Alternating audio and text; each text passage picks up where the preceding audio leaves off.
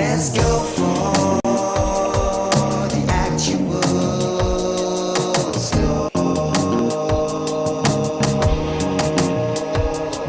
Europa, natural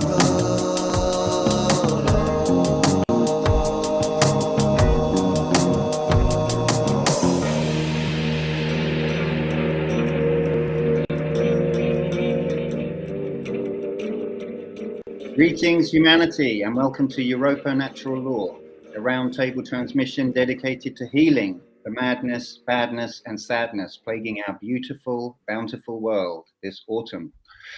Through regaining our sanity, reclaiming our inborn sovereignty, and honoring our inherent responsibility, we can improve reality. That's what we're going to do right now.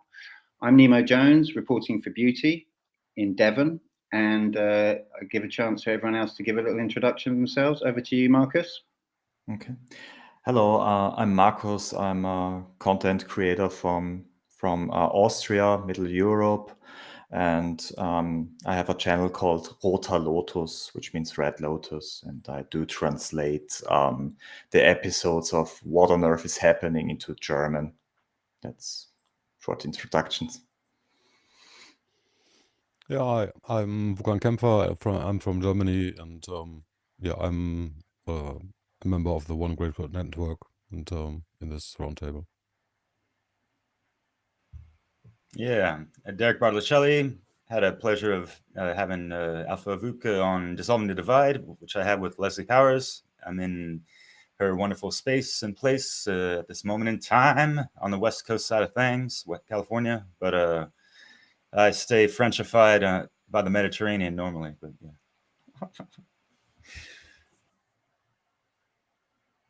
Go for it, Param. Oh, you're muted. We can't hear you, Param. Unmuted. How's it now? Yeah. I'm Param. I'm Dutch, originally born in Amsterdam, but now I've been living in France for quite some time. So French became my first language. And I discovered Mark Passio's work, and now I'm at the task of translating everything. I created a character through which I speak and deliver, well, natural law teachings. And so far, I'm not very good with the technical side of things. That's why I took the class this year. Hello, everybody. That's Mark Passio's class, How to Become the True Media. And the true media, yeah. Oscar? And I also unmuted now. Yeah, I'm Oscar. I'm in Denmark, finally got my internet working, and happy to be part of this conversation, which is all about fear. It's all about fear. So let's get into it. Cool. Markus, do you wanna introduce the topic for us? Yeah, Well, for sure. Sorry, I just wanted to invite Param to maybe give a little bit more backstory of how you came to join us, because you haven't been with us before. So really, it's just how you your mini autobiography and how it relates to natural law, really, because we're just interested in how people end up wanting, reaching this subject, because there's a lot of different routes to it. Yeah.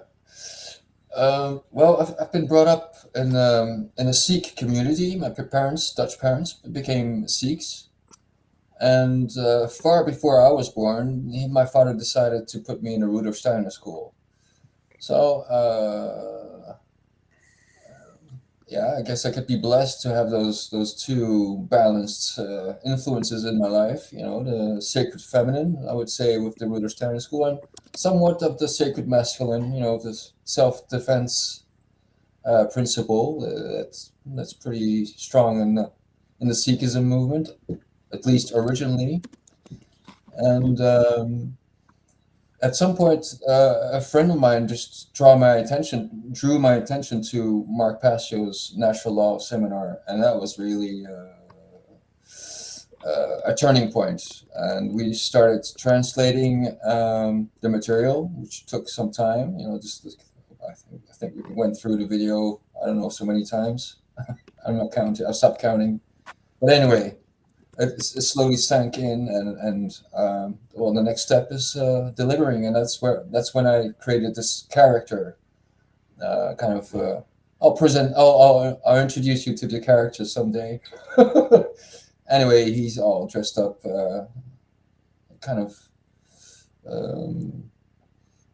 in some.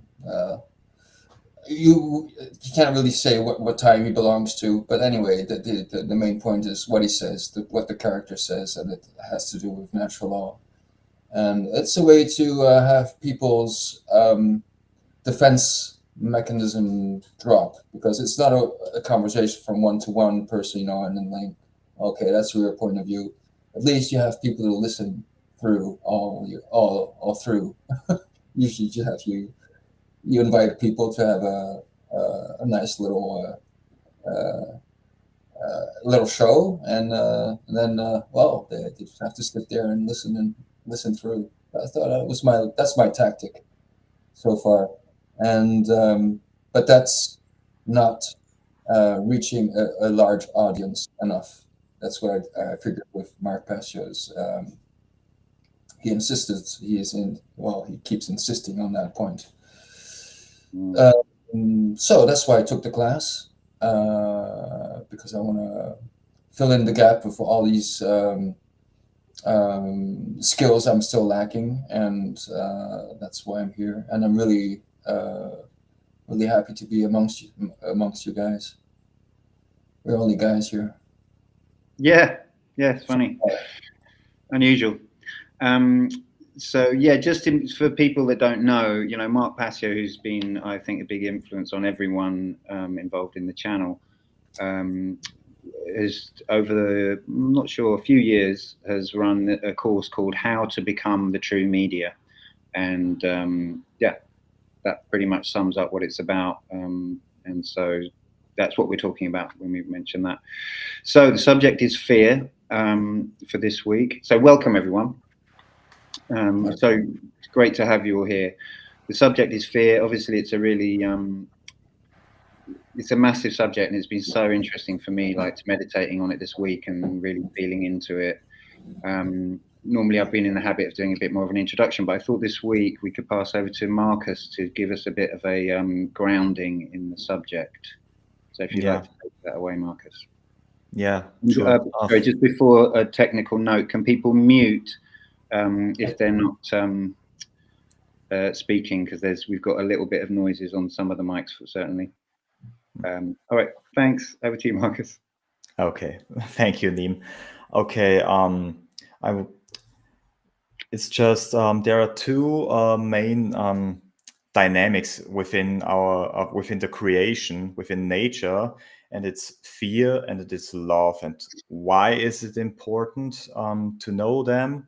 Well, it's because it has everything to do what we ultimately create in our reality we all share.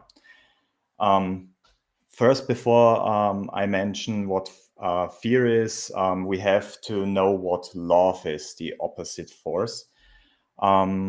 Love is a force, it's an expanding force, so it expands your consciousness.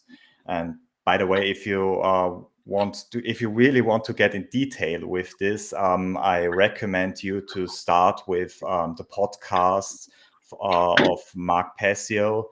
It's called What on Earth is Happening? And take the episodes, please, in order. Start with episode 1 and then go through episode to episode. Do not watch it at the end. That is important. Okay. Because these two dynamics is really detailed mentioned within the first 6 episodes. I know that because I translated it totally in German, sentence by sentence. It was really a lot of work. So love, it's an expanding force. Yeah, it's expanding your consciousness. What does this mean? This means when love is within your heart, you will care what is happening within yourself and what is happening without yourself in the outer world. With no love, you will not care about what is happening. When something cruel is happening in our reality, you will just ignore it. Yeah. And things will manifest you do not want to see in world, like wars and torturing, etc. That's why we need love. Love is the main causal factor when something good manifests within the world. After love, there comes dominion. This is a stance within ourselves. That means we are not divided within ourselves. There is a trinity. It has 3 components: thoughts, emotions, and actions. And you need all these 3 components to create something in reality. You can't miss one step. Yeah, you have to plan something. You have to trigger the emotions, the passion, and with the passion, you just take action in the real world. It's not difficult anymore when love is within your heart to do not the easy things, but the right things. Yeah. And this state is called dominion. It's when sovereignty within yourself manifests.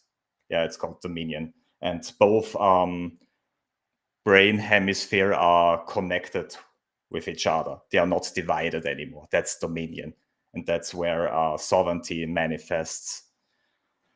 And after dominion, when the masses are in the state of dominion, then freedom manifests within our world.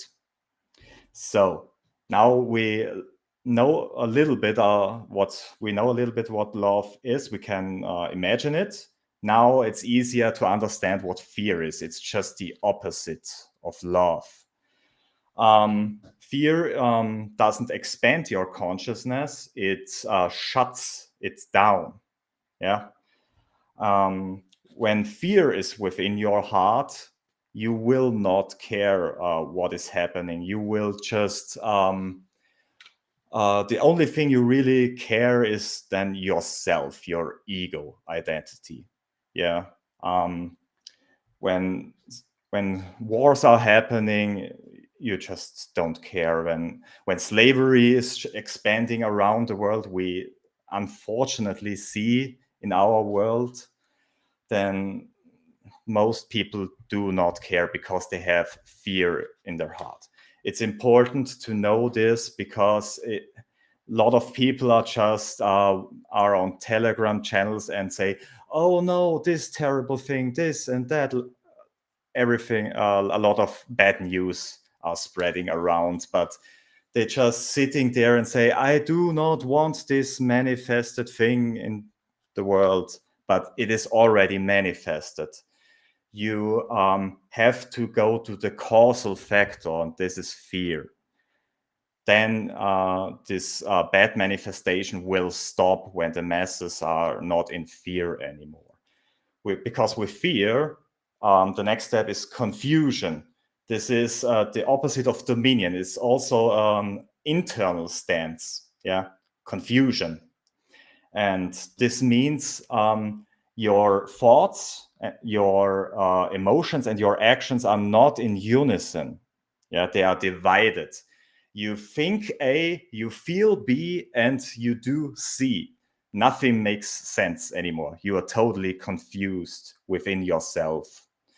It's like when you are on a ship, yeah, and there are 3 captains, and the first captain say, this way, and the other says, no, this way, and the third one says, no, you fools, we have to go this way.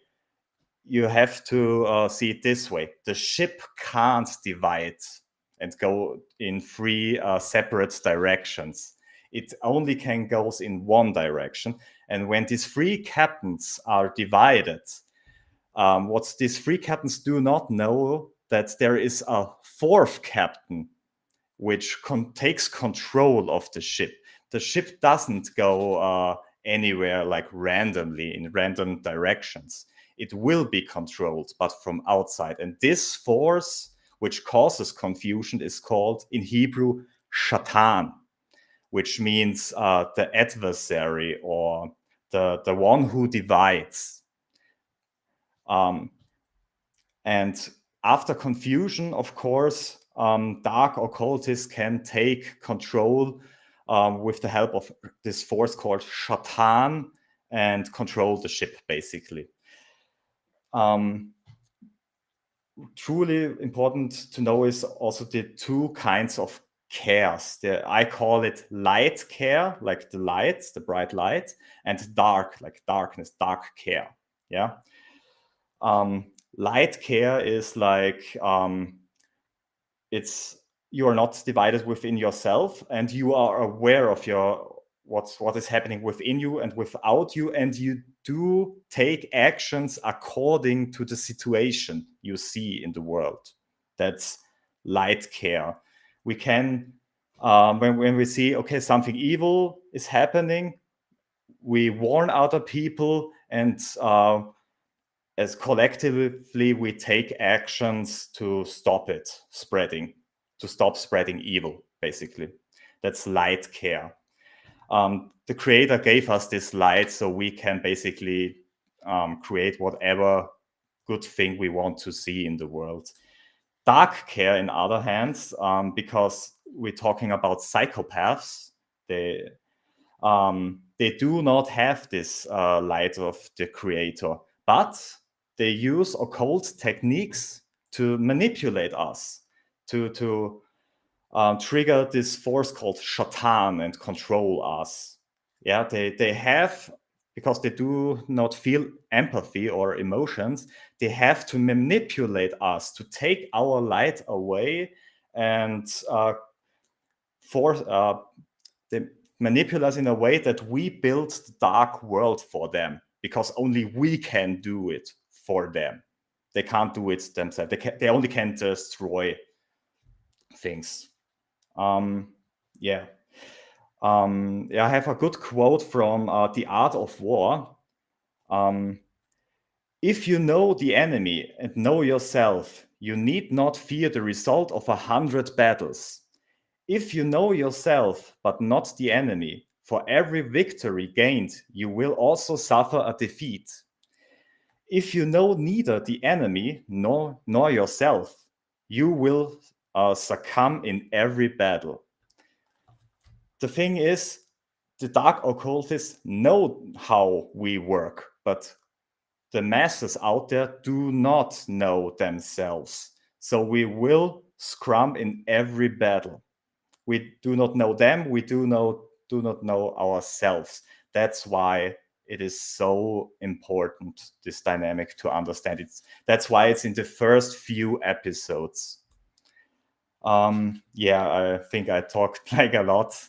And yeah. It's great. That was really good. Thanks. Obviously, yeah, it has cut into our time a bit, but it was brilliant to go through that, I think. Yeah, would someone like to pick up straight away, or? Yeah, sure. I don't mind. Yeah, so, people talk about, love and hate, those diametric opposites or whatever, but what Markus, you touched upon, that seems a lot more accurate, right? And you break down the different types of love, right? Well, let's break down the different types of fear, because they're not all the same, and people lump them a little bit together too much. And today people are throwing shit out like as if they don't even understand the meaning, like, oh, you're fat phobic or whatever phobic, anything that they feel offended and triggered by, they're gonna throw a phobia behind it, not even knowing the fucking word. And same goes for calling people racist for like nothing at all. Anyways, that's part of that shadow projection that they haven't fucking fully processed within themselves, still operating on programs on top of programs, unfortunately. So got to break that fear. And that was a slogan that I held quite dear since high school. I was listening to some really cool conscious underground hip hop, and that was like one of those anthem songs, break that fear. And he would repeat that, through, just different songs here and there, just like, that's like the movement. And we do have to step out of these husks that have been forming, the calcification, if you will, of these programs and the conditioning and all this stuff, because we unfortunately live in a fear-based society. What is it? Where's my funny notes? Just think about, religion, right? You better obey and pray, otherwise you're going to hell. Same with like authority. You better obey, otherwise you're going to jail.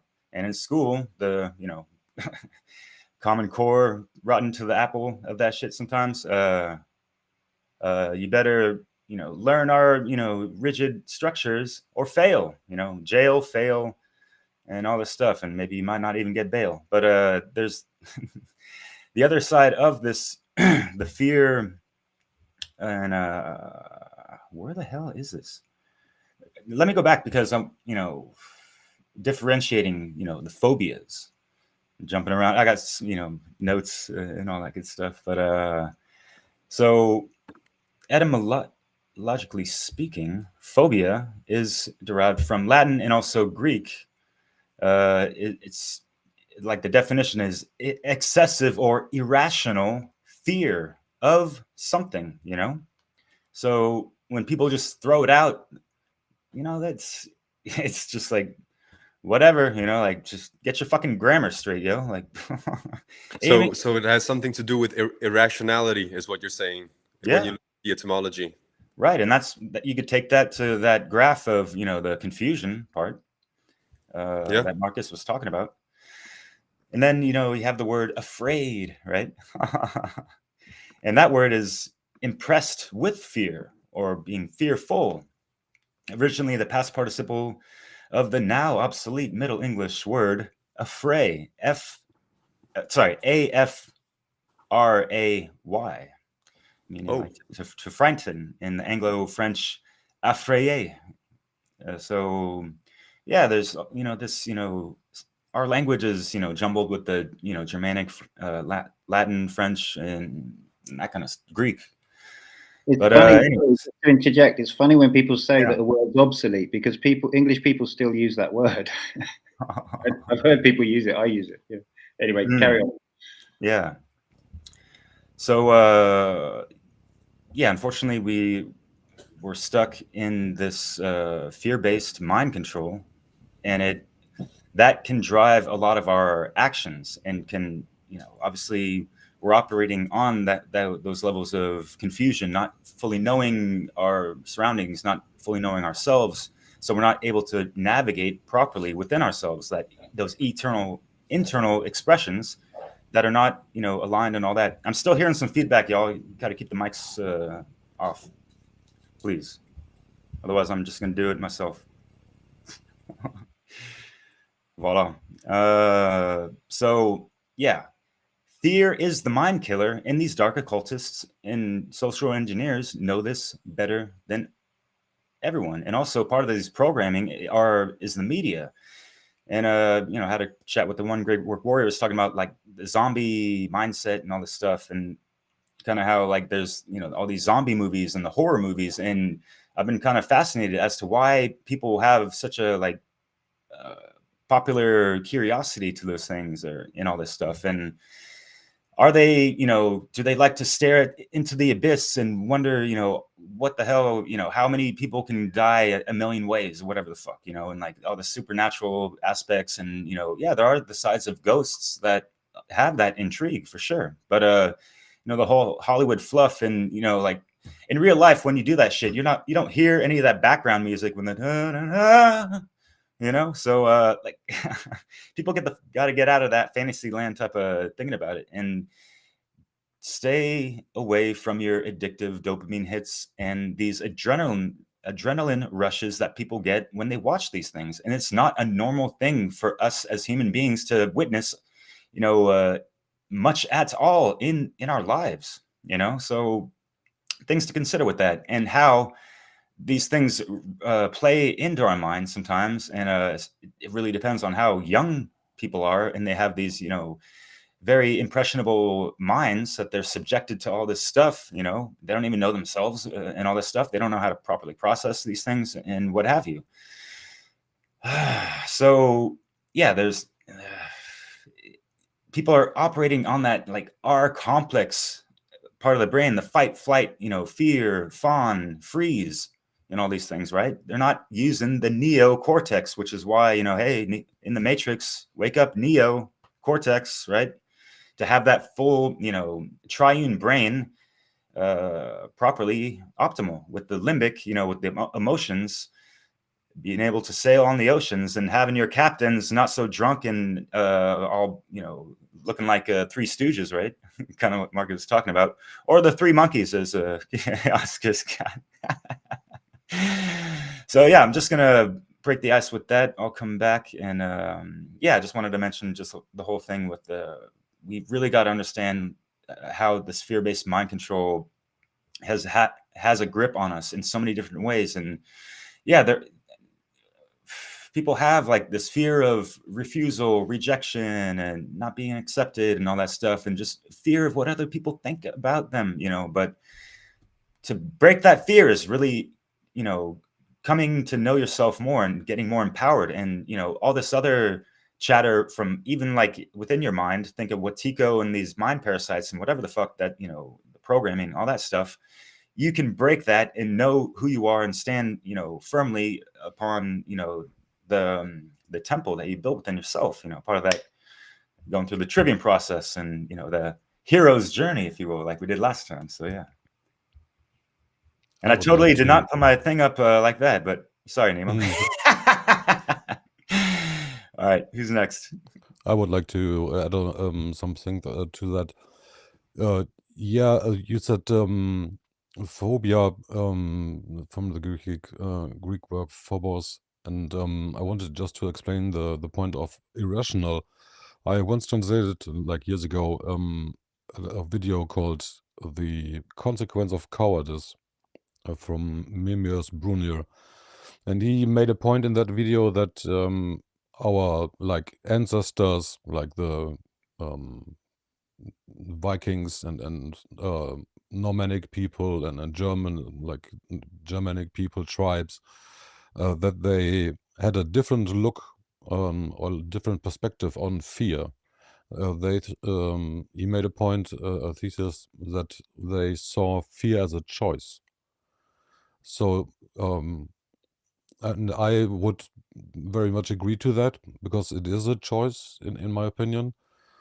And I think that Mark Passio once said, or more than once, that doing the right thing is like real courage, is doing the right thing in spite of having fear. And I think that's a real important point to overcome our fears. There is no security on this. Like when you're on a planet circling a sun, there is no security. There is none. Like he explained it, I think, in neo-feminism, like an asteroid or meteorite could hit us every time, and there's nothing we could do about it. It's just an illusion. But the point that so many people like have the need, the feel, or the quote unquote need for security and safety shows that their mind is very much in fear. And when you take the graph that you showed with the manifestation, when you go it backwards, it shows just the step before us was ignorance, so lack of knowledge. That's why they come into fear, into chaos, and like tumble into control from the outside, because they reject the choice of getting knowledge, getting light, getting positive charge, if you so will. And I think that's a important point to make, to just show that the like modern view of fear is it hasn't always been that way. And when you now remember like the Spartans or like some heroic stories of that time, you can pretty much make a point that it is that there's truth to it, that we really have to like recognize our fear, what we are afraid of, and then confront it and conquer it to be like our own master, our own sovereign. And I think that's a big task, especially with all that mind control that we have been like, yeah, through all these years or decades of our being, of our existence.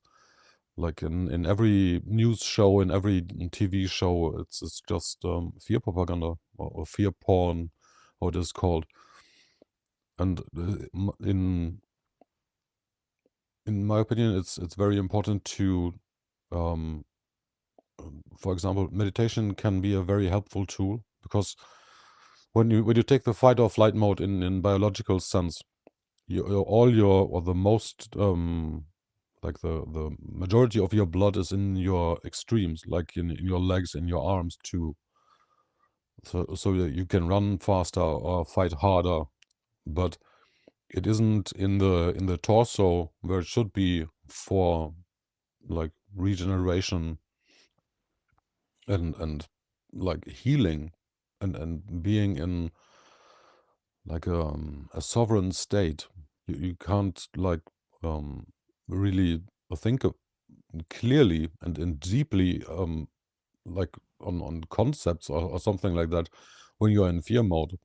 And fear is a mind killer, definitely, but it is a choice. It is a decision we make, and I think it's really important that more people find their courage and be brave and confront their fear. At least do not succumb to it. It's great, well said. Yeah, have a few thoughts. You know, talking about, you know, mind control, it's like it's there's really a very basic, you know, mode of this that everyone's familiar with is school. You know, and what are we really scared of school? I mean, at school, are we really scared of being you know, beaten? Not necessarily. What the fear is really is this basic fear. You know, the reason that we remain under control in that kind of scenario is this fear of rejection from the tribe, basically being humiliated, being outed, being separated, and it's such a basic fear. And as oh yeah, just to say, like, we've got loads of comments coming in. Hello everyone that's watching. It's great to have these comments coming in. And I just was going to pick up on one. You know, Leslie said fear is a physiological survival-based response. Of course it is. Of course we need to, you know, we need fear at that level. But when we were discussing this in the chat, the Telegram chat, which you're all invited to, by the way, the links in the description. This week we were talking about fear, and I think Floor said this thing about motion. It's like if fear moves through you, it has a purpose, it has a function, it can help you to run away, to respond, etc. But then it needs, you know, we need to have that fluidity to come out of it, and we don't. You know, and this is what I've really thought about this week, really feeling into this subject, is I'm scared.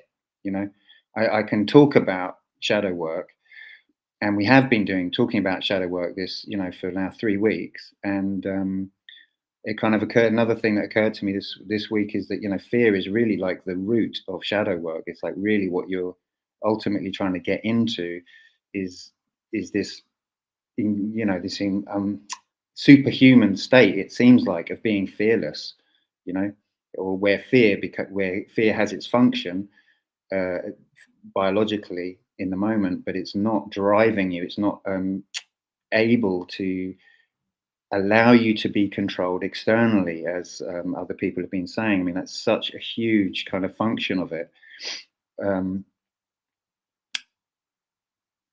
And yeah, well, I mean, you know, just as an example of that, I mean, obviously we all remember the dreadful disease that plagued us all like a few years ago. and something that was used to sort of help protect us, you know, in those times was this came from a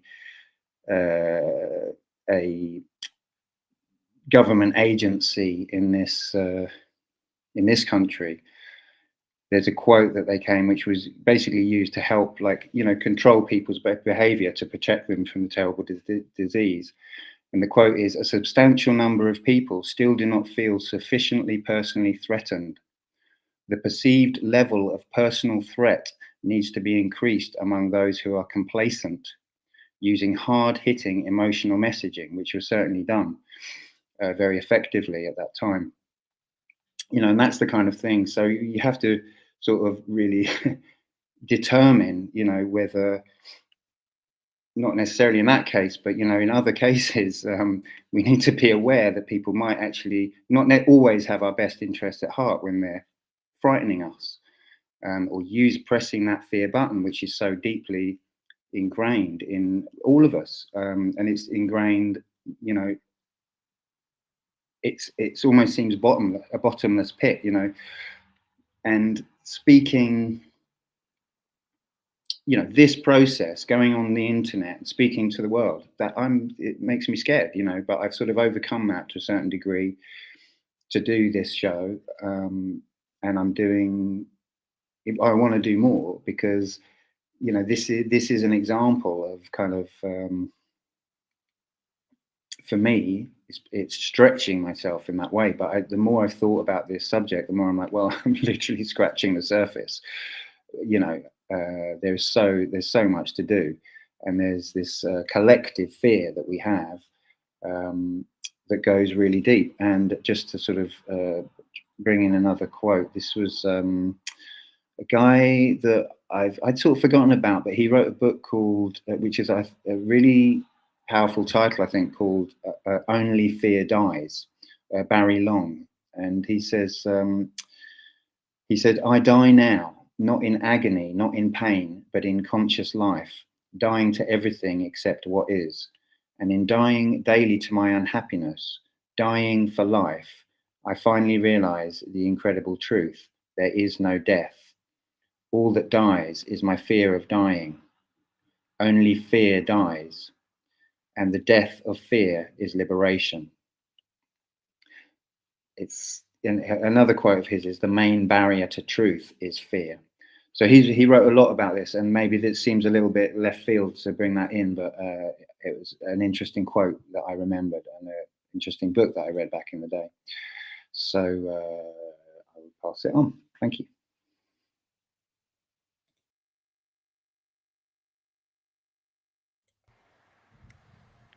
Oscar True Perron? words. Yeah, sure. I'm just gonna check that my mic is a good level.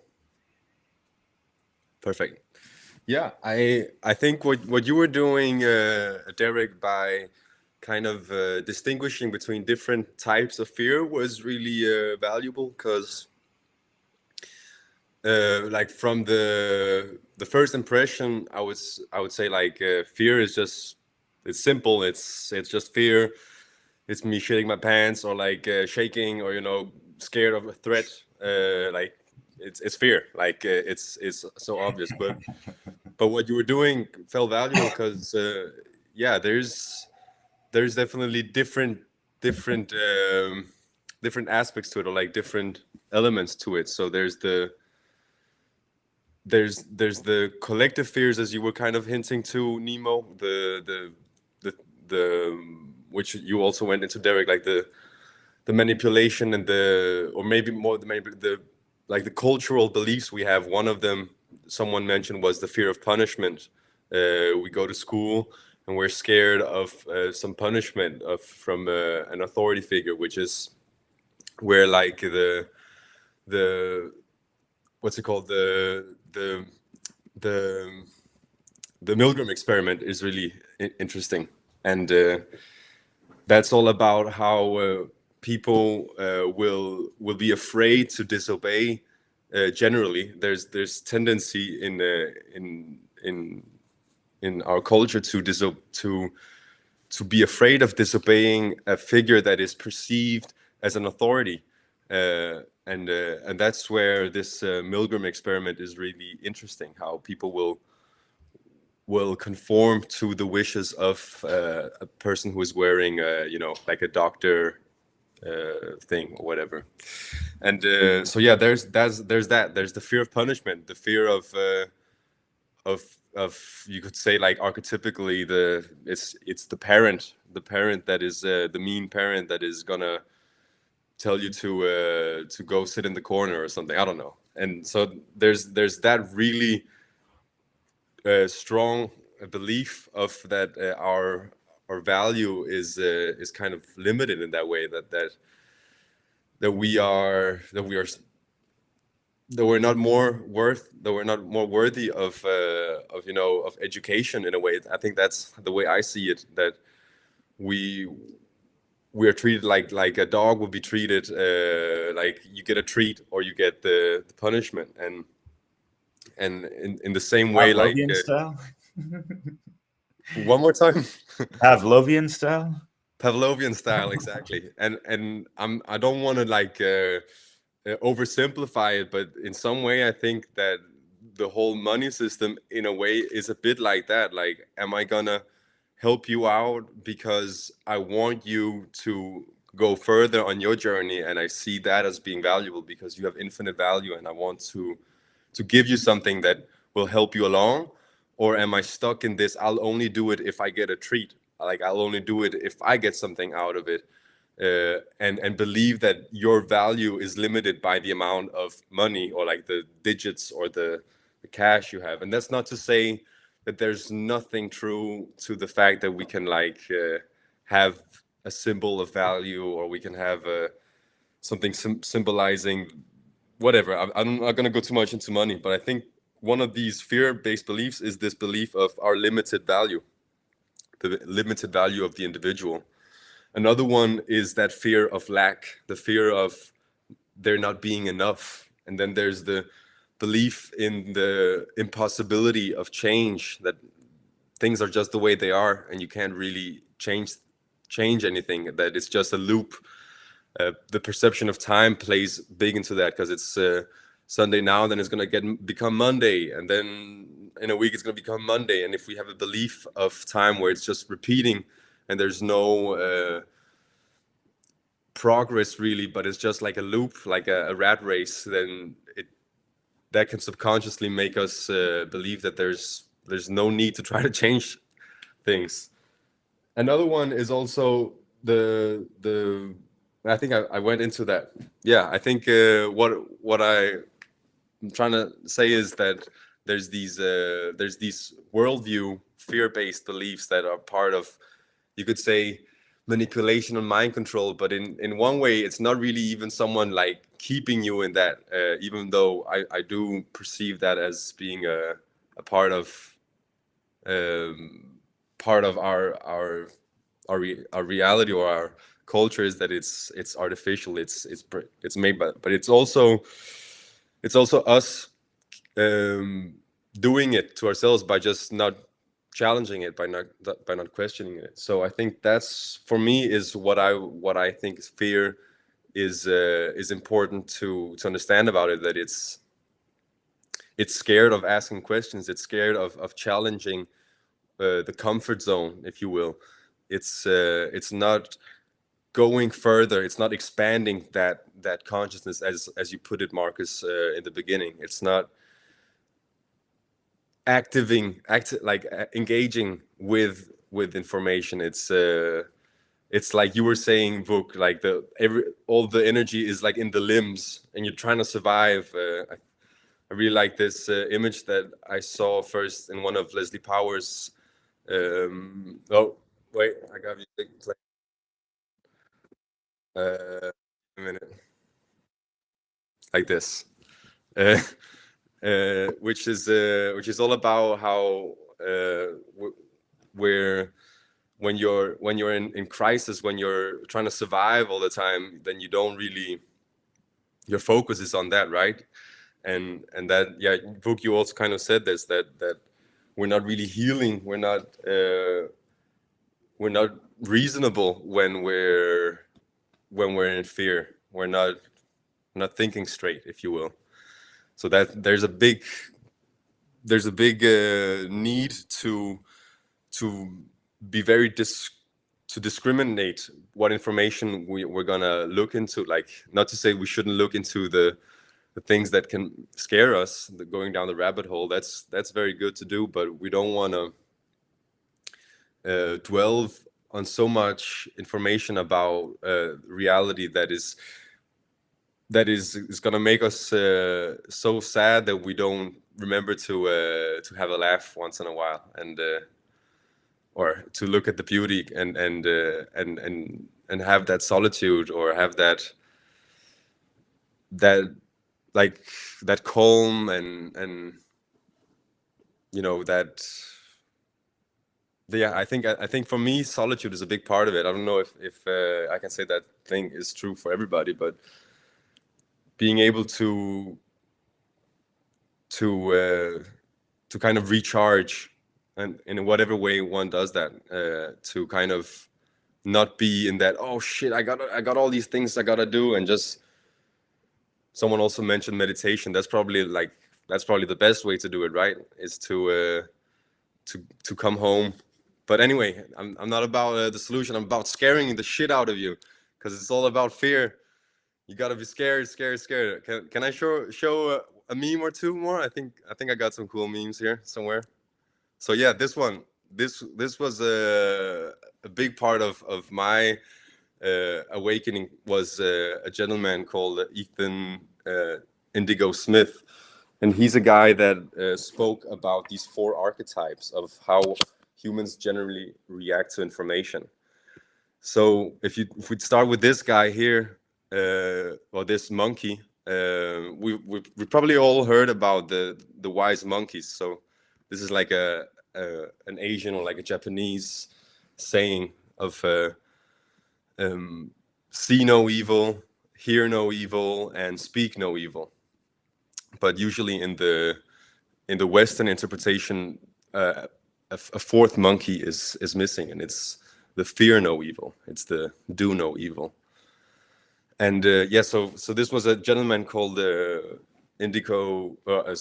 Ethan Indigo Smith, who wrote. He's written a lot about this, and it's basically about the 4 archetypical reactions to information. So if we take it one by one, if you have the see no evil, well, that's ignoring information, right? That's not looking into anything, and just that's just being an idiot, basically. Not knowing oneself, not having any clue whatsoever, because one has no interest. Like, one is just afraid of, one is fearing new information. Is you're closing your eyes to the world. And then if you take the next one, this is like the reaction where you've seen a bit about reality, but you don't want to hear more information. You think you've got it all figured out. And so this is like the person that is like fanatic. So they found out everything they need to know, right? It's only the Jews, or like it's only the immigrants, or it's all the woke people, or whatever it is. Like you have like your scapegoat, and you don't want to hear anything more. It's just those capitalists, or it's just those communists.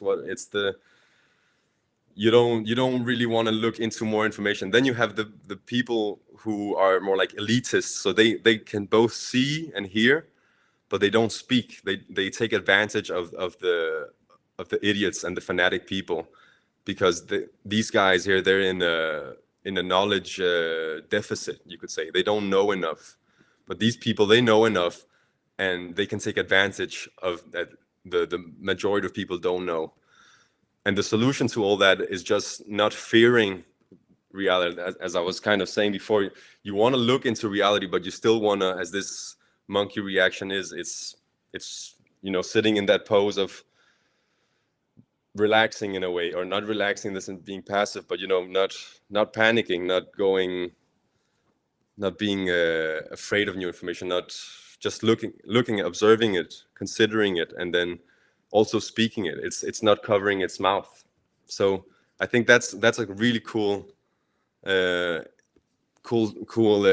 saying. And I think one thing about these 4 monkeys is that they're not all wise. We often hear of them as the 3 or the wise monkeys, right? But what's wise about closing your eyes to evil, or not hearing any evil, or not speaking any evil?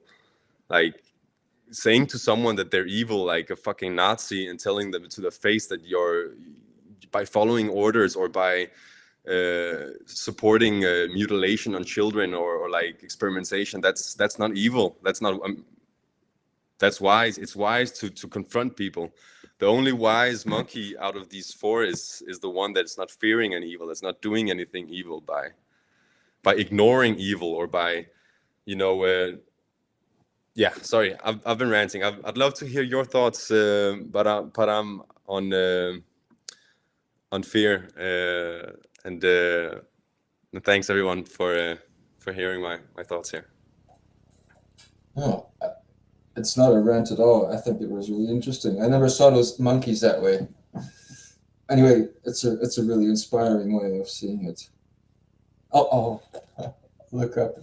Oh, I wanna come back. Just come back to Sun Tzu's quote. It's a very interesting quote, and there are actually 4 combinations, and there's one missing. Not that you missed one, but I think Sun Tzu maybe missed one, because if one knows thyself and your enemy, should fear no bad outcome in any battle. Okay, that's one. Then there's the one that he knows himself, but not the enemy. And then for every battle won, he'll lose the next. But then You lose something, yeah. You lose something. yeah. But there's another one is if you know yourself, but you don't know your enemy. No, you know, neither.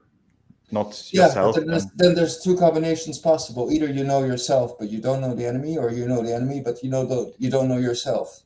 If you know yourself, but not the enemy, for every But the victory outcome gained. is different. But the outcome should be different. And I think when you know yourself, but you don't know the enemy, you lose. You eventually lose. For every battle won, you'll lose the next. But if you don't know yourself, but you know your enemy, you'll probably become the enemy you're pretending to fight. Typically the Antifa, that behave in very tyrannical ways. But they're fighting fascism, don't they? But they behave that way. So that's, and then of course, then he who knows himself and knows the enemy, will have a good chance of winning mainly any battle and win the war. This is just suggested, but there are 4 possibilities. I see there are combinations of knowing yourself, not knowing yourself, not knowing your enemy, not knowing yourself, knowing both or ignoring both. And I wanted to interject on I think the Milgram experiment. I think it's we don't have enough time to develop all the different variations of that experiment, which is really interesting, and it reveals a lot of the human psyche. What's been implemented in the human psyche, God knows how or where. And I mean, I think Mark PASSIO touches upon this, and it relates to our very ancient history, the beatings of it. Yeah. But there's one very, very positive variation of the experiment when the next candidate, which is supposed to hit the electricity, the décharges électriques, he witnesses the previous one giving the good example to stop when the one being shocked refuses, and then the percentage of people going all the way to the deadly what's it called, the discharge, Electroshock. Yeah. yeah, drops all the way down. Instead of, I can't remember where, I think it was 66 or even more when they don't witness anything. But when they witness people going all along the way, it's even worse, of course. And that relates to the group, l'instinct grégaire, the instinct of belonging to the group. So everybody is afraid to be ostracized, of course. But also inspired by someone who does the good example. That's what you're saying, right? That there's a positive side to this experiment. Yeah, and very few people know about that variation of the experiment, which is very telling of what we are supposed to do. Is just incarnate, or just be the example around us. I mean, that's the everyday job, 24/7, I guess. Anyway, it's just. Oh yeah, and Oscar, you're talking about fear and the self-made limitations. Maybe it's out of the subject. That's maybe like a little aside, but it reminds me of something artificial. It's almost like there's also another variation of fear. It's we discussed phobia, and then there's anxiety. And anxiety is an unexplained or unidentified source of fear. So there's something there, and it's like almost like you're feeding an egregore. Do you know this word, egregore? It's like this. No, I don't know it. Oh, that's getting kind of. There are no positive egregores. It's like this in the astral field. When people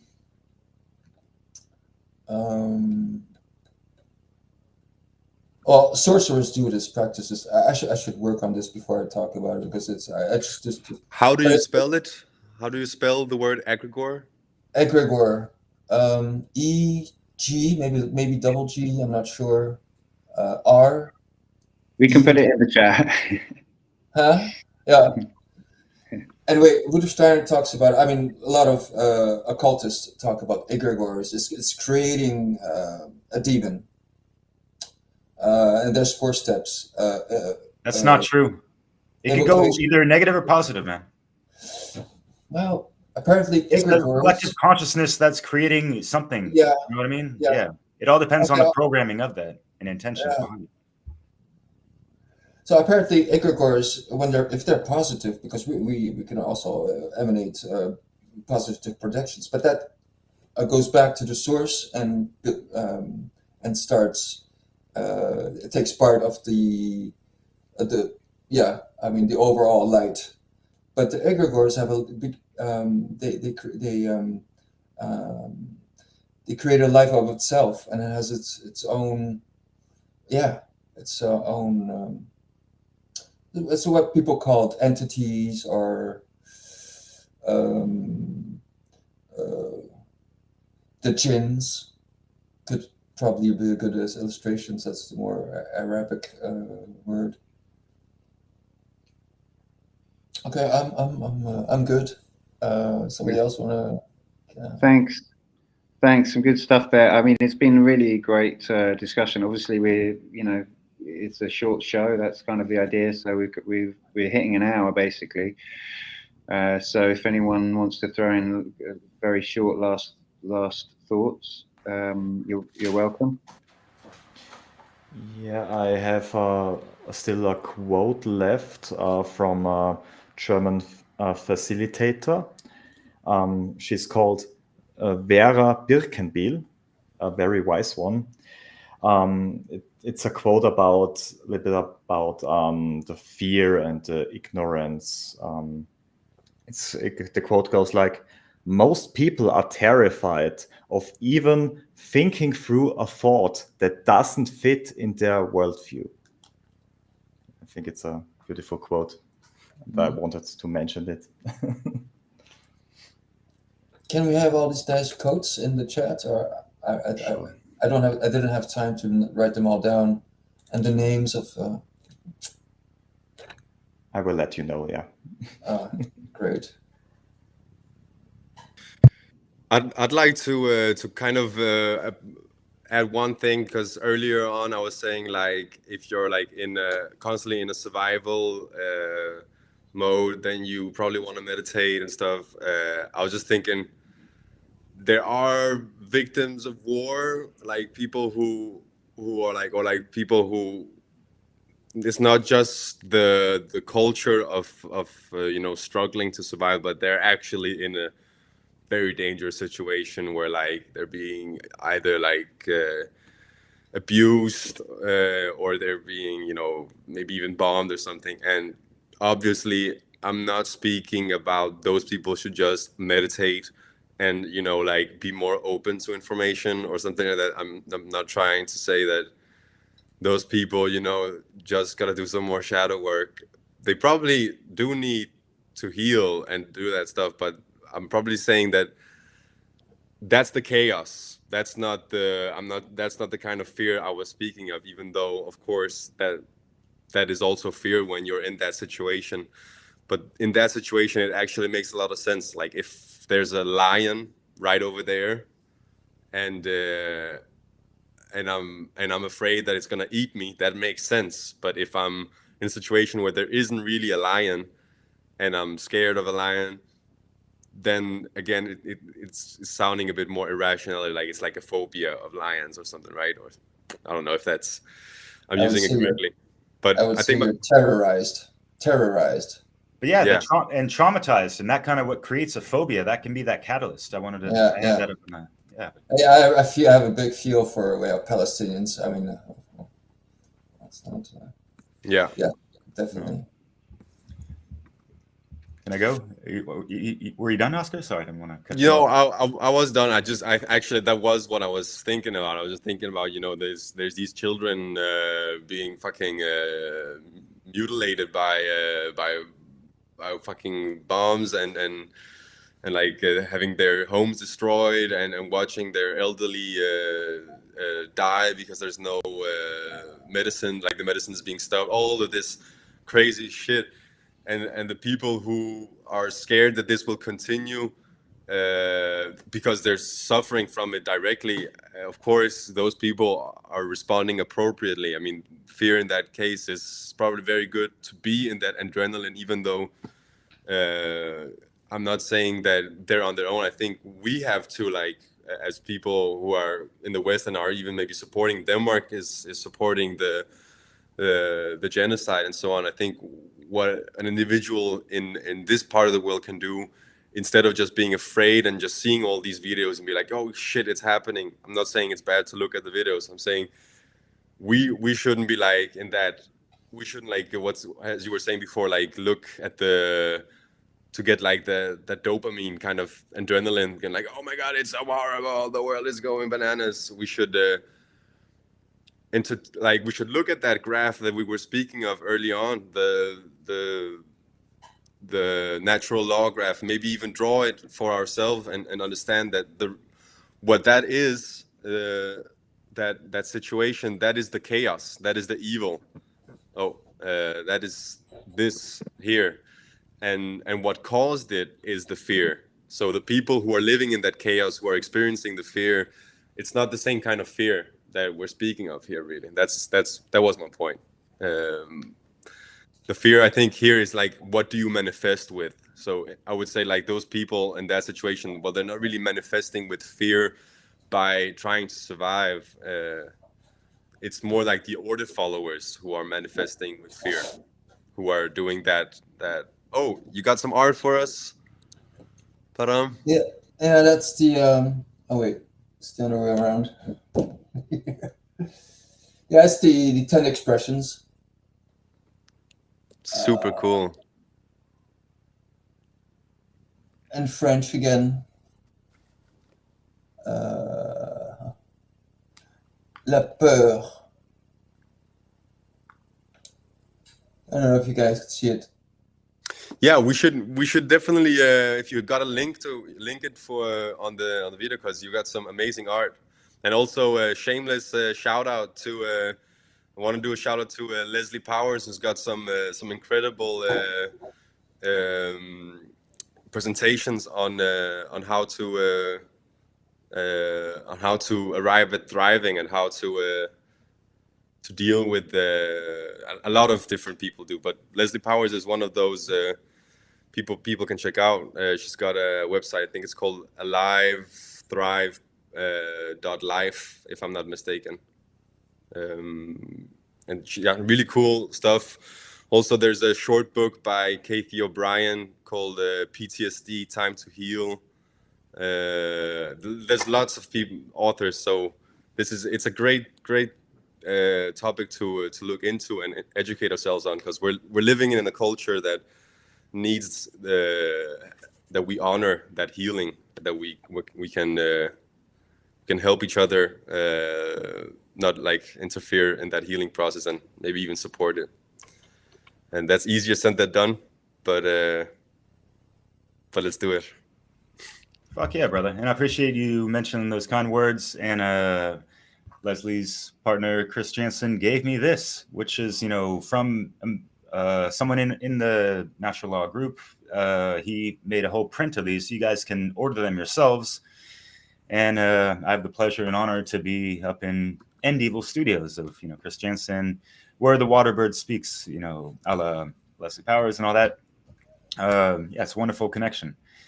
And in conclusion, this whole fear thing, it can kind of seem like supernatural at times, and like it could take a grip of like this debilitating thing. Like people can be like, they're paralyzed from fear, that kind of stuff, And we really got to ask ourselves, deep within your chest, like, what really ultimately strikes fear into the hearts and minds of men, And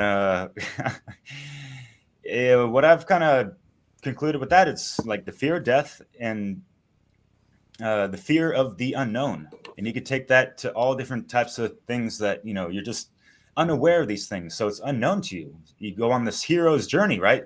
The underworld, the unknown, it's a lot deeper than the outer world and what the people know, like the going through the initiation and stuff. And that fear, that paralyzation can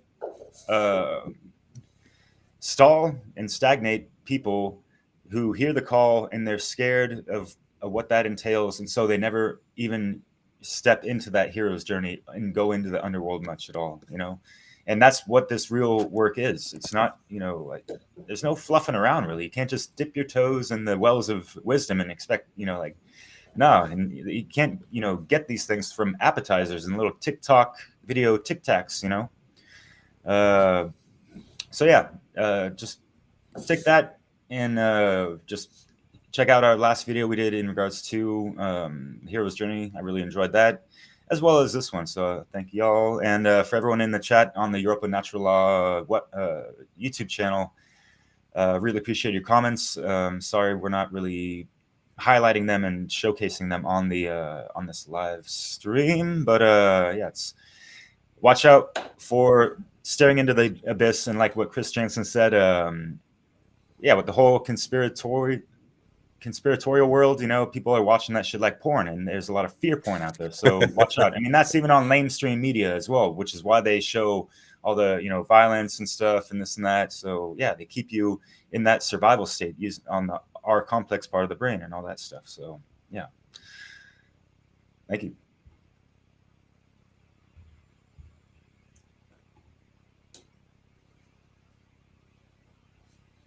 If anyone's trying to speak, they might be muted. Sorry, did I not unmute myself? I just said Vuk or Markus, did you want to jump in just for a last word? Oh, Markus, you already did have a last word, didn't you? Sorry. Yeah. You can have one more if you want. If you want more. Oh gosh. Yeah, it's yeah, we just need to stop this fear. We have to take our lights back. because only we sentient beings are really able to manifest things in this world. And when we stop fear, we stop all the madness which is going on. And like Param, I think it was Param who said it, like when you start showing bravery, others will follow your lead, basically. So it's just, maybe you are the one, you are like one, like the same letters as Neo, the chosen one. Yeah, it's not just one chosen one. Basically, everyone can be the chosen one. So yeah, start being Even bravery me. and do not worry. We can stop this if we want to. Vuk, any last thoughts? The journey has to start in yourself, in your heart. It's a decision. It's possible to like overcome fear and anxiety and to step out of this karma circle. And I think that's a very big part of all this shadow work thing or topic. And I think what Markus said, courage is contagious, definitely. And we should, like Gandhi said, be the change you want to see in the world. So we should just make the decision and try to be more brave, more courageous, overcome the fear. Yeah. So yeah, as Derek was suggesting, basically we can't take the hero's journey without going into the unknown, and it's I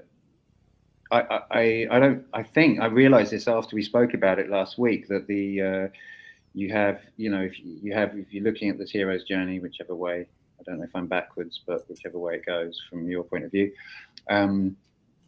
the top of that circle, I think, is the world of effects. And it's not until you enter into the unknown and you make actual changes, that's the world of causes. So you have to face something difficult to make a change, to create a cause in this world. Yeah, so I just thought I'd end on that. And yeah, this has been such a great thing for me. I don't know what subject we're going to go on to next, but it's been very interesting for me to contemplate this and think about this subject and think about where I'm, and to be honest, you know, again, which I think I ended on last week, you know, being honest with myself about, well, am I this big courageous lion that's, you know, that can take anything on, that will stand up for truth regardless of what I'm threatened by? You know, is that really me? Am I really there yet? You know, what do I need to do to really get there? It's like, it's such a challenge to really look at those things. So I'd encourage everyone to what's he holding up? Oh yeah, the lion. Yeah, nice. Okay, so thanks everyone. Great chat, and thanks to everyone behind the scenes making this happen, the people on the chat, you know, through the week. As I said previously, all the links for everything that we're doing are in the description. And thanks to all the people watching. Please, everyone on the show, off the show, in the chat, go and smash that like button right now if you want to promote the channel. And I'll leave that at that. And that's it. Thanks, everyone. Until next time, until next week, I'm Nemo Jones, reporting for Beauty. And I look forward to seeing you all next time on Europa Natural Law. Ciao. Bye.